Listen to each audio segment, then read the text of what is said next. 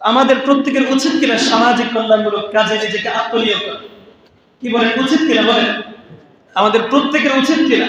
আল্লাহ তাআলা আমাদেরকে মানব কল্যাণমূলক কাজে সব সময় এগিয়ে আসার তৌফিক দান করুন, সকলে বলি আমিন। এরপর আসেন, কোন ব্যক্তি যদি এতিমদের প্রতিপালন করে তাহলে তার কি মর্যাদা হবে, তার কি ফজিলত হবে? রাসূলুল্লাহ সাল্লাল্লাহু আলাইহি ওয়াসাল্লাম বুখারী শরীফে হাদিসে বর্ণিত হয়েছে, আল্লাহর নবী বলেছেন, আনা ওয়া কাফিরুল ইয়াতীম ফিল জান্নাতি হাকাযা ওয়া আশারা বিস সাবাবাতি ওয়াল বুসতা। নবী আলাইহিস সালাম বলেছেন, আমি এবং এতিমকে প্রতিপালনকারী ব্যক্তি কঠিন কিয়ামতের দিন এই দুইটি আঙ্গুল একটা আরেকটার সাথে যেভাবে কাছাকাছি অবস্থান করছে, আমি এবং এতিমকে প্রতিপালনকারী ব্যক্তি কঠিন কিয়ামতের দিন ঠিক এইভাবে কাছাকাছি অবস্থান করব। আল্লাহ নবী মধ্যম এবং তর্জনী আঙ্গুলের দিকে কি করেছেন? ইঙ্গিত করে বলে দিয়েছেন, এই দুইটা আঙ্গুল একটা আরেকটা খুব কাছে, একটা আরেকটা অতি অতি নিকটবর্তী না, একেবারেই কাছে। আশারা বিস সাবাবাতি ওয়াল বুসতা, মধ্যখানে আল্লাহ নবী সামনে একটু ফাঁকা রেখেছেন। এতিমকে প্রতিপালনকারী ব্যক্তি মর্যাদা এত বেশি যে কিয়ামতের দিন আল্লাহ নবী এত কাছে অবস্থান করবে, এই দুইটি আঙ্গুল একটা আরেকটার যত কাছে রয়েছে। সুবহানাল্লাহ। আল্লাহ তাআলা আমাদেরকে এতিমের প্রতিপালন করার সেই তৌফিক দান করুন।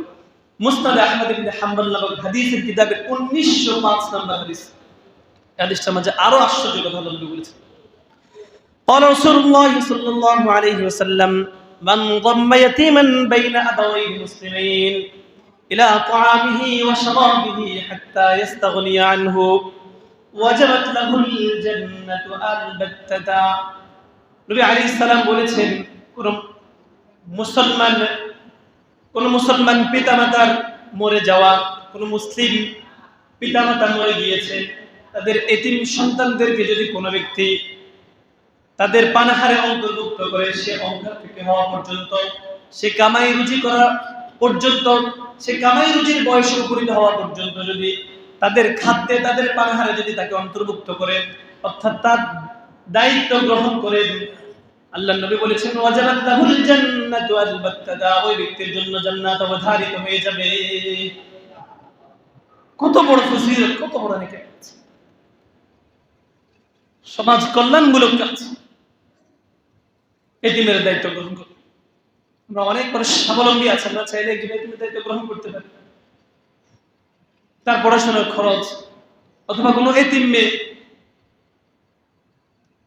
তার বিবাহের বয়সে উপনীত হওয়ার আগ পর্যন্ত আমি তার পুরো দায়িত্ব গ্রহণ করলাম, এবং তাকে শরীয়ত সম্মতভাবে আমি যদি কি করে বিবাহ দিই, আল্লাহ নবী আমার জন্য ঘোষণা দিয়েছে, আমার জন্য জান্নাত অবধারিত হয়েছে। সুবহানাল্লাহ।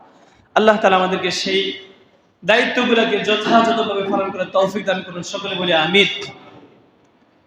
সমাজের আরেক শ্রেণীর অসহায় মানুষ হচ্ছে বিধবা নারী, গরিব নিঃস্ব অসহায় বিধবা নারীগুলো হচ্ছে সমাজের সবচেয়ে বেশি অবহেলিত। আল্লাহ নবী বলেছেন, যারা বিধবাকে সহায়তা করবে, এতিমদেরকে সাহায্য করবে, এদের কি পুরস্কার হবে?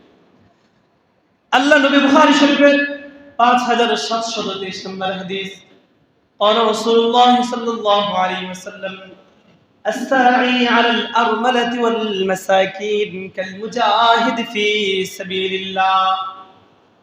আল্লাহ নবী বলেছেন, এতিম অসহায় বিধবা নারীর প্রয়োজন পূরণার্থে যে ব্যক্তি দৌড়াদৌড়ি করবে, এতিম বিধবা অসহায়দের প্রয়োজন পূরণার্থে যে ব্যক্তি দৌড়াদৌড়ি করবে, কাল মুজাহিদ ফি সাবিলিল্লাহ, ওই ব্যক্তি যেন আল্লাহর রাস্তায় জিহাদে নিয়োজিত হয়েছে, ওই ব্যক্তি যেন আল্লাহর রাস্তায় জিহাদে নিয়োজিত হয়েছে। আল জিহাদ আফজালুল ইবাদা ফিল ইসলাম, ইসলামের মাঝে জিহাদ হচ্ছে সর্বোৎকৃষ্ট ইবাদত। আল জিহাদ মাদিন ইলা ইয়াউমিল কিয়ামাহ, জিহাদ অতীত ছিল, কিয়ামত পর্যন্ত অবধারিত থাকবে। আল জিহাদু মুখতাসারু তরিকিল জান্নাহ, জিহাদ হচ্ছে জান্নাতে যাওয়ার শর্টকাট রাস্তা। এরকম একটা ইবাদতের সাথে বিধবাদেরকে যদি কেউ সাহায্য করে, তাদের প্রয়োজন পূরণ করে, এদেরকে আল্লাহর নবী মুজাহিদের সাথে তুলনা করেছেন। এরপরে হাদিসের বর্ণনা করে বলছেন, ওয়াহসিবুহুম কাল কাইম লা ইয়াফতুরুন ওয়া কাস সাইম লা ইফতিরু, হাদিসের বর্ণনাকারী বলছেন আমার মনে হচ্ছে আল্লাহ নবী এই কথাও বলেছেন যে ব্যক্তি বিধবাদের প্রয়োজন পূরণার্থে দৌড়াদৌড়ি করবে ওই ব্যক্তি যেন সারা রাত দাঁড়িয়ে দাঁড়িয়ে নামাজ পড়লো। এরপর তিনি এই কথা বলছেন আমার মনে হচ্ছে আল্লাহ নবী এই কথাও বলেছেন যে ব্যক্তি বিধবাদের প্রয়োজন পূরণার্থে দৌড়াদৌড়ি করবে সেই যেন সারা বছর সিয়াম পালন করলো। সারা বছর সিয়াম পালন করা আদৌ কি আমাদের পক্ষে সম্ভব?